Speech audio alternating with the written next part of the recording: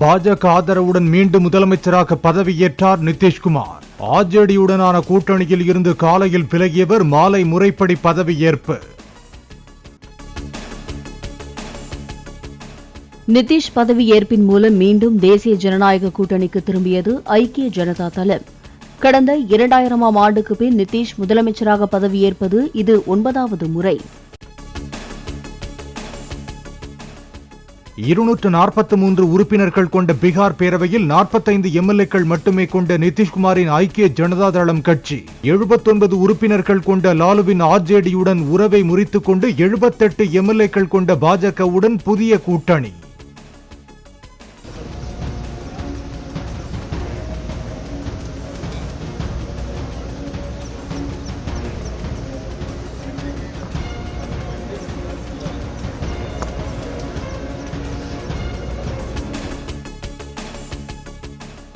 எதிர்க்கட்சிகளின் கூட்டணியிலிருந்து நிதிஷ்குமார் விலகுவார் என்பது முன்கூட்டியே தெரிந்ததுதான் என மல்லிகார்ஜுன கார்கே கருத்து.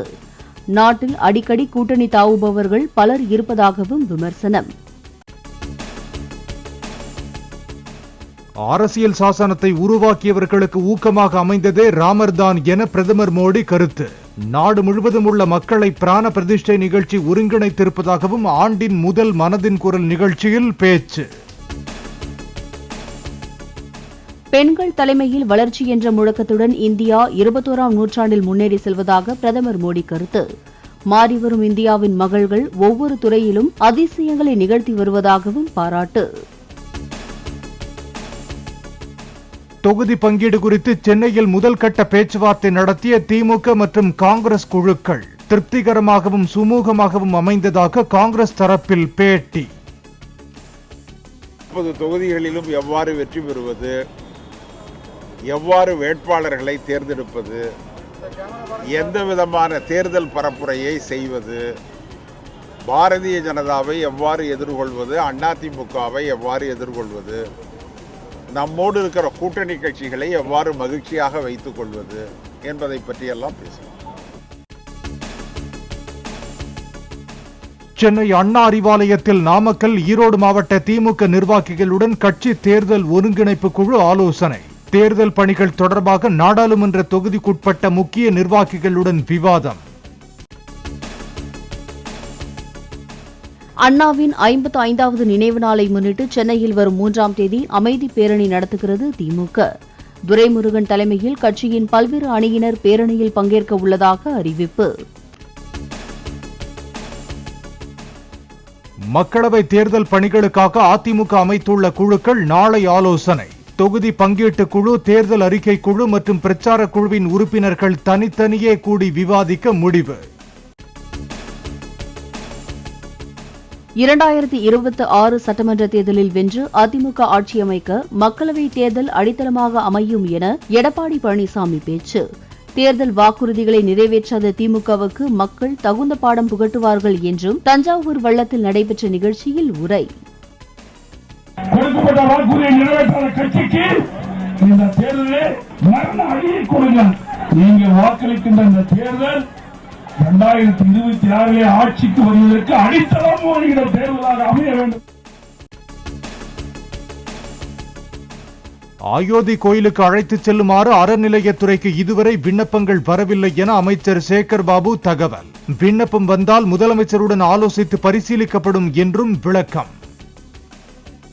எந்த விண்ணப்பமும் வரவில்லை.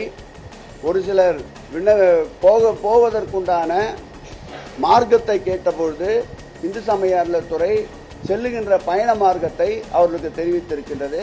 விண்ணப்பங்கள் வந்தால் அது குறித்து மாண்புமிகு தமிழக முதல்வர் கவனத்துக்கு கொண்டு பரிசீலிக்கிறோம்.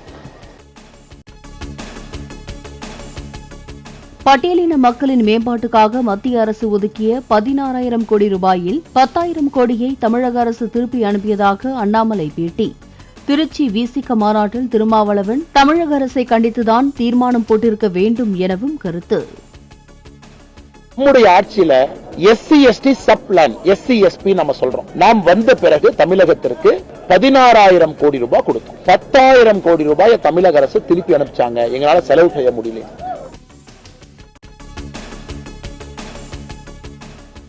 விஜயகாந்த் மறைவை அடுத்து அரைக்கம்பத்தில் ஏற்றப்பட்டிருந்த தேமுதிக கொடியை 1 மாதம் கழித்து முழு கம்பத்தில் ஏற்றி வைத்த பிரேமலதா.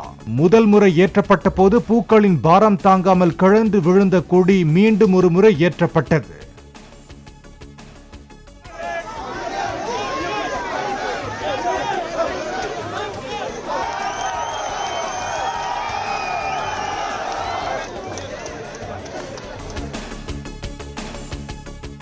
மேட்டூர் அருகே சாலை ஒன்றில் லாரியின் பின்னால் நின்று கொண்டிருந்த இருசக்கர வாகனம் மீது பின்னால் வந்து மோதிய மற்றொரு லாரி. 2 லாரிகளுக்கும் இடையில் சிக்கிய தம்பதி உடல் நசுங்கி உயிரிழப்பு, சிறு காயங்களுடன் உயிர் தப்பிய 2 குழந்தைகள். கிழக்கு திசை காற்றின் வேக மாறுபாட்டால் தமிழகத்தின் ஓரிரு இடங்களில் 24 மணி நேரத்திற்கு லேசான மழைக்கு வாய்ப்பு. தமிழகத்தின் ஓரிரு இடங்களில் அதிகாலை வேளையில் லேசான பனிமூட்டம் நிலவக்கூடும் என்றும் வானிலை மையம் தகவல். உதகையின் கட்டடங்கள், வாகனங்கள், செடி கொடிகள் மீது படர்ந்த உறைபனி. நீலகிரி மாவட்டத்தின் ஓரிரு இடங்களில் திங்கள் வரை இரவு மற்றும் அதிகாலை வேளைகளில் உறைபனி நிலவக்கூடும் என வானிலை மையம் தகவல்.